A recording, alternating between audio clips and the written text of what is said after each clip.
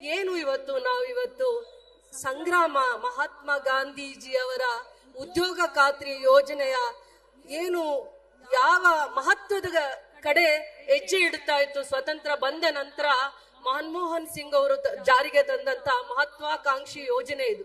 ಗಾಂಧೀಜಿಯ ಕನಸುಗಳನ್ನ ನನಸು ಮಾಡ್ಲಿಕ್ಕೋಸ್ಕರ ಬಡವರು, ರೈತರು, ಗ್ರಾಮೀಣ ಭಾಗದಲ್ಲಿರುವಂತ ಕೂಲಿ ಕಾರ್ಮಿಕರ ಮಕ್ಕಳಿಗೋಸ್ಕರ ದೇಗುಲಗಳನ್ನ, ಶಾಲೆಗಳನ್ನ, ವಿದ್ಯಾಸಂಸ್ಥೆಗಳನ್ನ ಕಟ್ಲಿಕ್ಕೆ ಸ್ವತಂತ್ರ ಇತ್ತು. ನಮ್ ಜಿಲ್ಲೆ ಇರ್ಬೋದು, ಕೋಲಾರ ಜಿಲ್ಲೆ ಇರ್ಬೋದು, ಚಿಕ್ಕಬಳ್ಳಾಪುರ ಜಿಲ್ಲೆ ಇರ್ಬೋದು, ನೀರಿಗೆ ಹಾಹಾಕಾರವನ್ನ ಎದುರಿಸಿದ್ವಿ ನಾವು. ನೂರಾರು ವರ್ಷಗಳ ಕಾಲ ನಮ್ಗೆ ಕುಡಿಯೋ ನೀರಿಗೆ ನಾವು ಕಷ್ಟ ಅನುಭವಿಸಿರುವಂತ ಜನ, ನದಿ ಮೂಲ ಇಲ್ಲದೆ ಇರುವಂತ ಜನಕ್ಕೆ ಕೆರೆ, ಕಟ್ಟೆ, ಬಾವಿಗಳನ್ನ ಅಗಿಲಿಕ್ಕೆ ಮನ್ರೇಗಾ ಅಲ್ಲಿ ಆ ಯೋಜನೆಯಲ್ಲಿ ಬಹಳ ಅವಕಾಶ ಇತ್ತು. ಅಂತ ಮಹತ್ವಾಕಾಂಕ್ಷಿ ಯೋಜನೆಯನ್ನ ಯಾವ ರೀತಿ ಕೇಂದ್ರ ಸರ್ಕಾರ ಅದನ್ನ ಮೊಟಕುಗೊಳಿಸ್ತಾ ಇದೆ ಅಂತಂದ್ರೆ ಅದರ ಶಕ್ತಿಯನ್ನ ಕ್ಷೀಣಿಸುವಂತ ಯೋಜನೆಗಳನ್ನ ತರುವಂತದ್ರಲ್ಲಿ ಪ್ರಯತ್ನ ಮಾಡ್ತಾ ಇದೆ. ಮಹಾತ್ಮ ಗಾಂಧಿ ಉದ್ಯೋಗ ಖಾತ್ರಿ ಯೋಜನೆಯಲ್ಲಿ ಇಡೀ ರಾಜ್ಯದಲ್ಲಿ ರೈತ ಮಹಿಳೆಯರು, ಕಾರ್ಮಿಕ ಮಹಿಳೆಯರು 70 ಲಕ್ಷ ಜನ ತಮ್ಮ ಗ್ರಾಮ ಪಂಚಾಯಿತಿಯಲ್ಲಿ ಗ್ರಾಮ ಪಂಚಾಯಿತಿಗಳನ್ನ ಉದ್ಧಾರ ಮಾಡುವಂತ ಕೆಲಸಗಳನ್ನ ಮಾಡ್ಕೊಂಡಿದ್ದಾರೆ.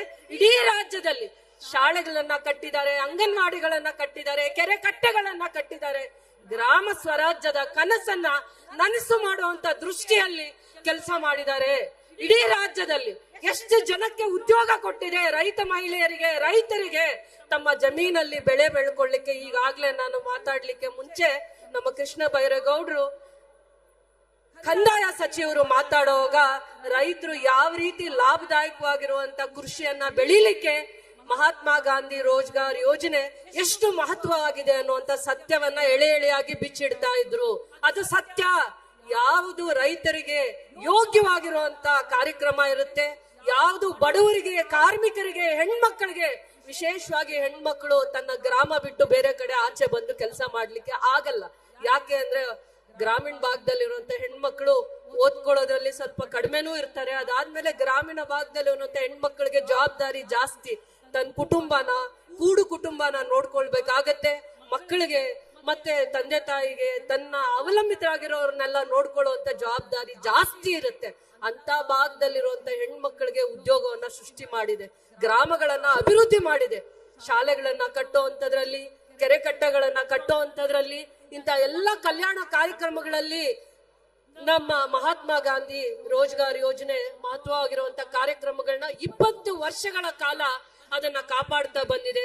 ಆ ಮಹಾತ್ಮ ಗಾಂಧಿ ಮಹತ್ವಾಕಾಂಕ್ಷಿ ಯೋಜನೆಯನ್ನ ಇವರು ಮತ್ತೆ ಬೇರೆ ಏನೋ ಅದಕ್ಕೆ ಒಂದು ಹೆಸರನ್ನ ಸೃಷ್ಟಿ ಮಾಡಿ ಆ ಕಾರ್ಯಕ್ರಮದ ಮಹತ್ವವನ್ನ ಕಡಿಮೆ ಮಾಡ್ಲಿಕ್ಕೆ ರೈತರದು, ಕಾರ್ಮಿಕರದು, ಹೆಣ್ಮಕ್ಕಳದು ಕೆಲಸವನ್ನ ಕಸಿದ್ಕೊಂಡು ಕಾಂಟ್ರಾಕ್ಟರ್ಸ್ಗೆ ಕೊಡ್ಲಿಕ್ಕೋಸ್ಕರ ಇನ್ನ ಒಂದು ಯೋಜನೆಯನ್ನ ಮಾಡಿದ್ದಾರೆ. ಅದನ್ನ ವಿರೋಧಿಸ್ಕೋಸ್ಕರ ಇವತ್ತು ನಮ್ಮ ಸರ್ಕಾರ, ನಮ್ಮ ಪಕ್ಷ ಬಲವಾಗಿ ರೈತರ ಪರವಾಗಿ, ಕಾರ್ಮಿಕರ ಪರವಾಗಿ, ರೈತ ಹೆಣ್ಮಕ್ಕಳ ಪರವಾಗಿ ಗಟ್ಟಿಯಾಗಿ ಧ್ವನಿಯಾಗಿ ನಿಂತಿರೋದು ಇವತ್ತು ನೀವೆಲ್ಲ ಸಾಕ್ಷಿಯಾಗಿದ್ದೀರಾ.